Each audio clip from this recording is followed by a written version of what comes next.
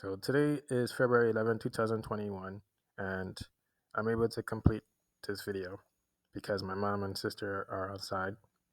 So I'll be talking about my father. So in 2008 and 9, me and my father would go to different places. We can we can go to Coney Island, the park, the barber shop. He would bring up about Isaac. He would tell me about a person that I'm unaware of during that time. Did you know that Isaac was in school and he fall down the stairs?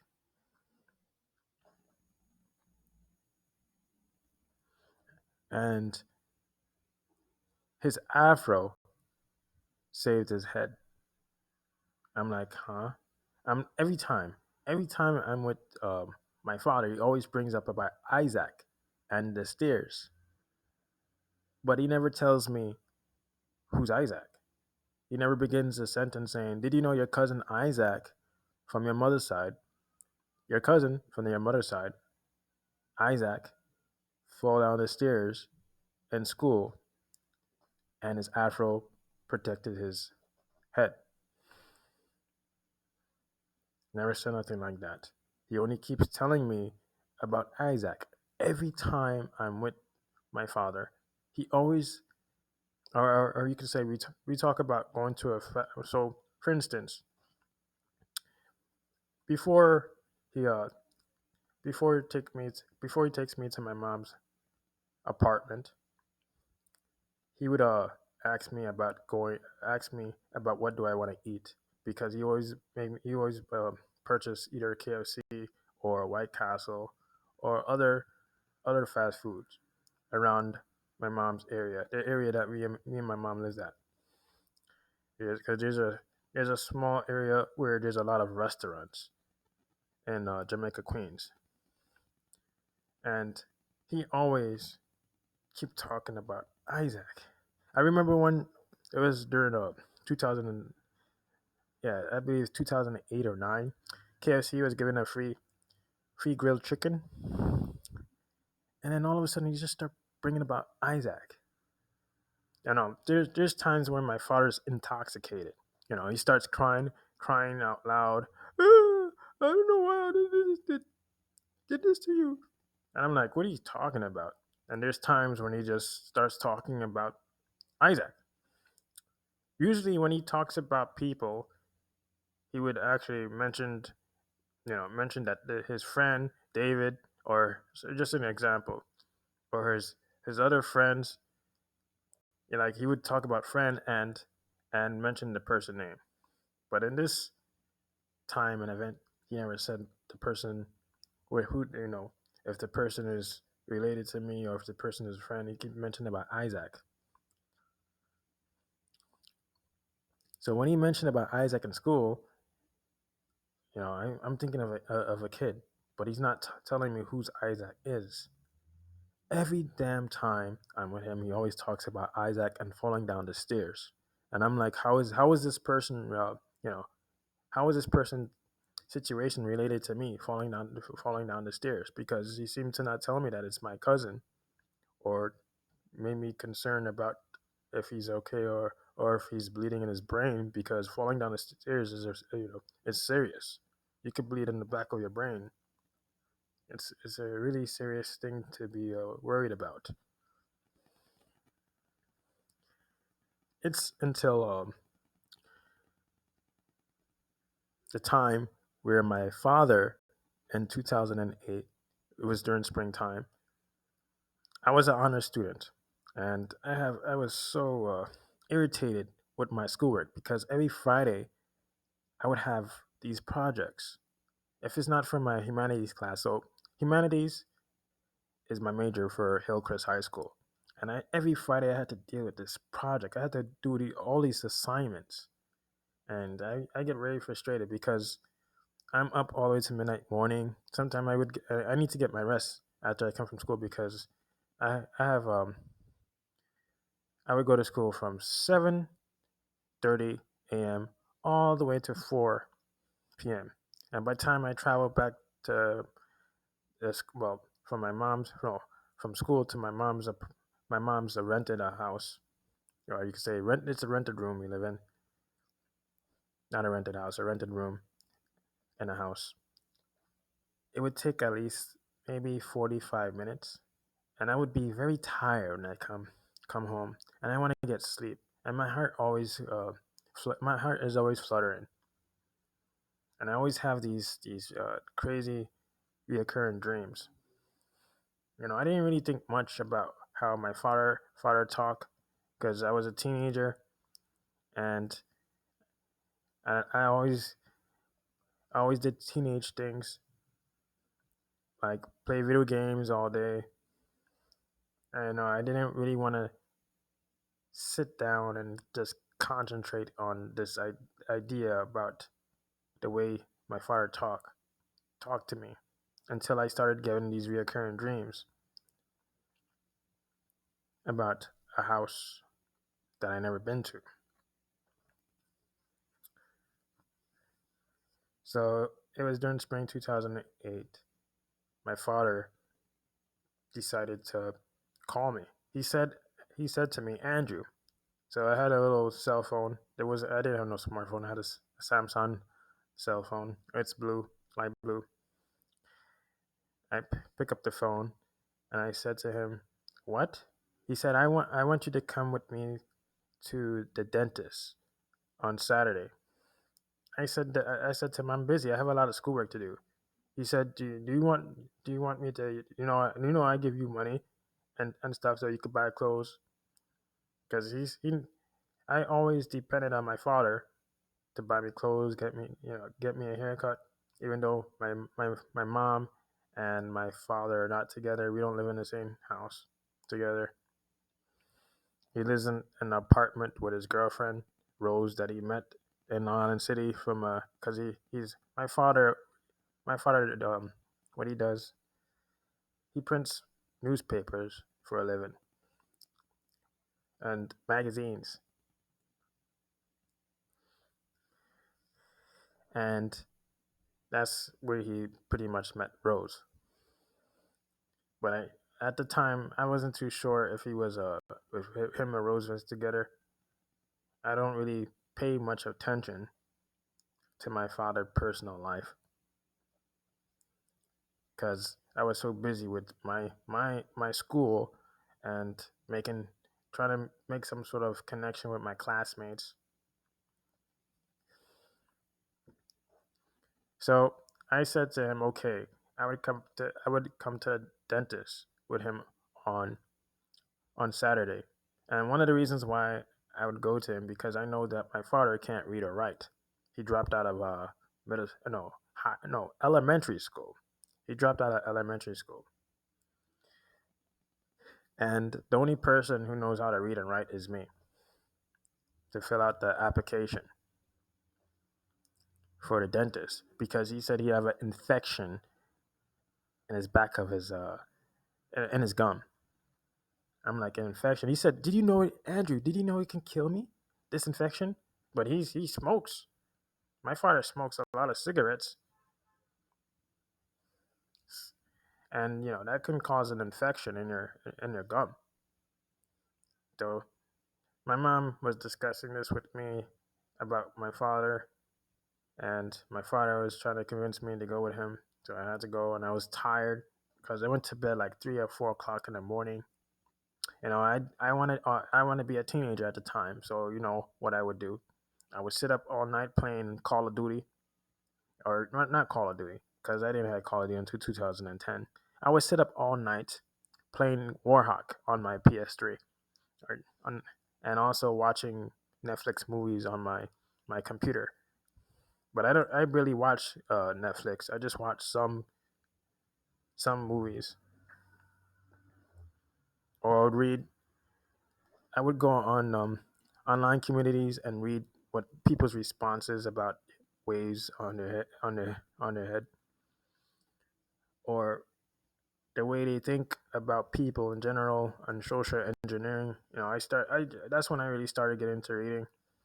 So I decided to go with him. Wake up in the morning. So I wake up in the morning on a Saturday, and I was tired. I took the train to Parsons Boulevard. I saw my father. He said, "Come on, let's go." Me and him went to Ozone Park. Went to the dentist's office. I sat down. Fill out. I was filling out his application. He handed it to the people. He got his. I think either he said some sort of. I think now I'm starting to remember. He got his some sort of tooth removed on the back of his. Yeah, because he said there was some sort of infection. When I'm tired, I was tired that day. So even trying to remember that day, and I'm tired now, is pretty much confusing. But I was extremely tired that day. So I'm not too sure if I heard what he said clearly, but I think he said he got his tooth removed because if he didn't get it removed, it would cause an infection. So after that, he went to his friend's house, this lady, and this lady started mentioning that I'm quiet, and then saying to me about rap. So that's when I started also I wanted to become a rapper at that time. And my father was saying to the lady that that his that her son wants to be a rapper too. And I had my own website page, my own MySpace page, and I had a lot of people on my MySpace page listen to my songs.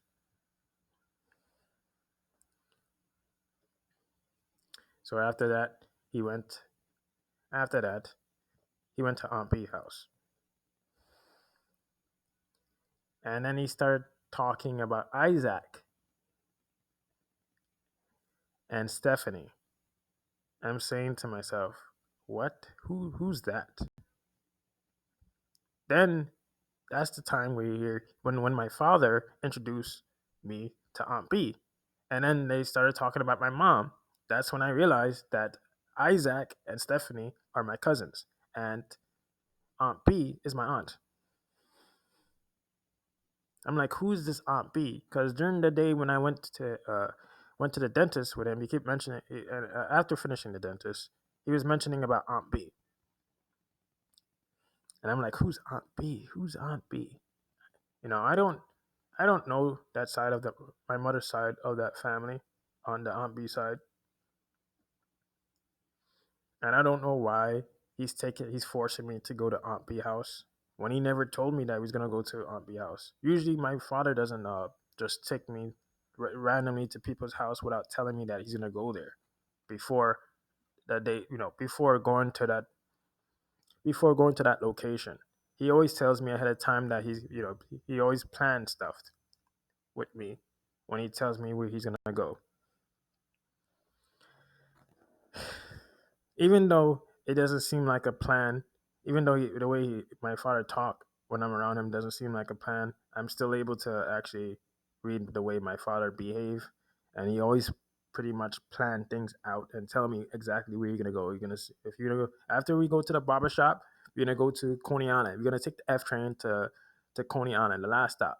Oh, this F train is too slow. So what we're gonna do here is take the F train and we're gonna get off at Rockefeller Center and we're gonna transfer to the D train.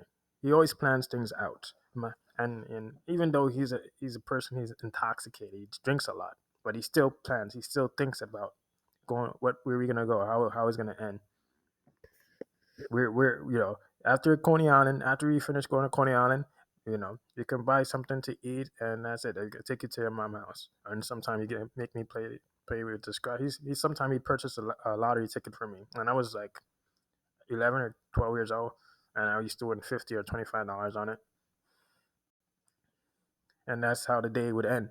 But this particular day, when he took me to the dentist, he never told me that he was gonna go visit, you know, other people's house. Only told me that he's gonna go to Aunt B house, and this is related to how my my other side of my mom's family with Shani, Gail, Nikki, Claudette, and who else? Keenan and Kenny. It was a family friend. Her name is Christine. And one day, Christine had called my mom and she said if we want to go to the buffet, right? So it's like something wants to put me in these situations or want me to, you know, be or you can say raise the attention of people about me or make them see my appearance. Like put me there, force me, persuade me to be there. So I was tired that day when um when Christine, the family friend, and her son Christopher, they said that if we want to go to Elmont to eat at a buffet. So I said to my mom, okay, sure. But I was really tired because I had a lot of work to complete for this social study class and also English, and I had a humanities class. So, I woke up early, got ready. We went in Christine van, and all of a sudden she derails the place we was gonna go to. She said that we're gonna go to church first with my family. And this is not like Christine, right? Christine usually plan things out with me and my mom, especially me. I'm a teenager, but when she plans things out, she inform us we're gonna go first. Like if we're going to if we went to there was a time when Christine said that we was gonna go to Manhattan, and this was during December 2000 and December 2009. We was gonna go to where we was gonna see the big tree, and this is in Manhattan. And she said we was gonna go to Macy's because they're having some sort of it's like some sort of get together, and we had fun. We did things that and we had fun. She planned everything. She said that she planned everything out the way she wanted. Like going to a place until that day when Christine invited me and my mom and sister to the church. It's when it makes me think that something is wrong with her thought process or mine. This is how I was thinking when I was a teenager. Usually I don't, care think like this when I was a teenager. But for me to be thinking that way, I must have been really worried. So I just memorized how I was reacting and how I was thinking at that time. So after church, Christine said that we're gonna go to the family. We're gonna go to the family house. I'm like, family house? Why? The family doesn't want to go to no buffet, and it's only me and my mom and sister and Christopher who wants to go to the buffet. Because it seems like Christine is not interested in going to the buffet. She's interested in spending time with my family, and that's not even her family. Hanging out with my family, and and uh, and Nikki's so Nikki's my cousin, and at the time she's like 30 something years old, early 30s or 29 years old, and she have two daughters. So she invited me. So rather than saying invited, she forced me to go to Nikki's house, and I was like tired. I'm like, why am I even here? I wanted to go to the buffet and eat some food like we usually do. But in this time, they didn't do that. I mean, pretty much during this time, Christopher, my mom, Christine, my sister, just just allowed that to happen. Allowed us to actually go to their house, go to the family house. So all of a sudden, they asked me to the family, or you could say one of the family. I believe it was Gail. She asked me to lift something up, and I said no, I don't want to lift anything up. And I'm like, no, they wanted me to lift a table up, and I said I don't want to lift anything up. So I'm just saying how it's planned out. Everything's planned. like to put me to, or you could say to show a behavior, or you could say my appearance in front of others, so it can be used later on. It's the way I'm thinking as when I was a teenager. This is my way of thinking when I was a teenager. And I'm saying that I don't want to lift no heavy table, because I'm very tired. I'm weak from not getting any sleep. Of course, at that time, my heart was regurgitating and is fluttering. I feel tired, and I kept having these whole bunch of dreams. I feel very tired, and I'm exhausted from going to school. I just wanted to eat some buffet, some food, some fried chicken, and some snow crab meat, and I wanted to enjoy myself in the restaurant. I know that I barely see my family because I'm so busy with school. Then, Gail, said that I have some sort of attitude. I'm like, what attitude? What are you talking about?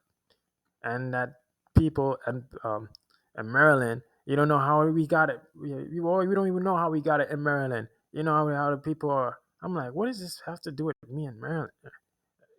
Maryland, what the heck is going on? And I just couldn't wait to leave. When I got When I got back to my room, I was just exhausted, so tired, and yet I had to complete my work. So that's how I, tried thinking. I tried comparing the time and events, and also the behavior of how I'm put in situations. Makes me think that someone's actually planning out these situations for me. That's what I was thinking when I was a teenager. When I used to go online and I used to hang out on some sort of a client program called IMView, and I used to interact with people. I started thinking that everything's planned out for people. Someone's planning things out for people rather than them planning things out. I started mentioning things. I started thinking like that. That the client called IMView is a government program to evaluate how people interact with one another. Because I keep running across people who have the same way of thinking about me on IMView. I keep being put in these situations where I'm like what Christine did to me, and like my father. And so I'm just putting them together. That's how I would think over and over. When I was a teenager, I do deep thinking, but I didn't really take them seriously. I kept them to myself. I didn't go online and talk about my experiences to people. And the way I thought about people, I kept them to myself.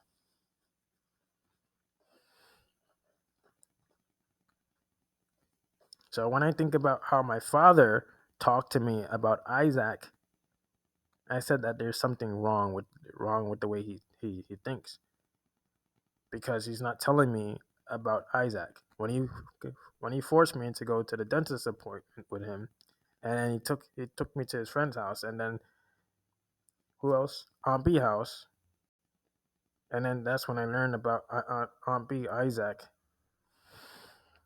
and Stephanie.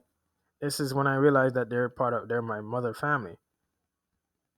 It's until August of 2011 when my mom, or you could say rather than, I'm not even going straight to it. I'm going to give a deep explanation about it, or you could say go in depth about it.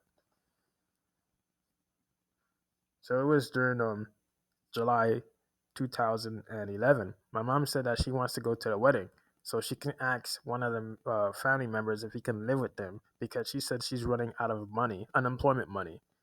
She lost her job during 2008, 2009, because her job closed. She said that the people at her job is selfish.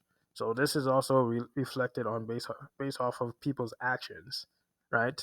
That all the people who were working at Merrimack Hospital pretty much lost their jobs, and it took them a long time to actually find another job. Some of them don't even have a job up to this day. Some of them are just retired right now. Some of them just died from depression. And I just tried thinking of things of how these things are sorted out. not only based off my experiences, also based on how my mom experienced things, or based off of job of people. I think of people, and I try putting my ideas together. I never thought that putting my ideas together and talking about my experiences online can actually result to people having an attitude about me, and telling me that my ideas and my ideas and my experiences are conspiracy theories. But when they're not, when they're just the ones who actually go on the internet and read about conspiracy theories, when I do not, when I'm just going based off my experience. I learned about the governments in school. I learned about NSA and NASA off of History Channel and Discovery Channel on the TV, and I thought that NSA knows about data mining, so there must be into computers, and there must be a supercomputer out there that's pretty much, at the time I say that they're manipulating people, but I didn't realize that there's more to it. It's not that they're manipulating people; it's that they care about people's actions, and they see that my actions is going to affect society, or rather than saying society, humanity, not society, humanity. It's going to affect humanity, my actions, as how I think, how my thought process thinks about people, or how these ideas are accurate. I go, when I think, I go into deep thinking. Not like when right now, I just put, when I talk, I only just write at least a sentence. I usually write more than a sentence. When I talk, I usually write paragraphs, or long paragraphs, going into deep explanation, one by one, long paragraphs, and make sure that they're consistent with my way of thinking. That's how I pretty much think and write.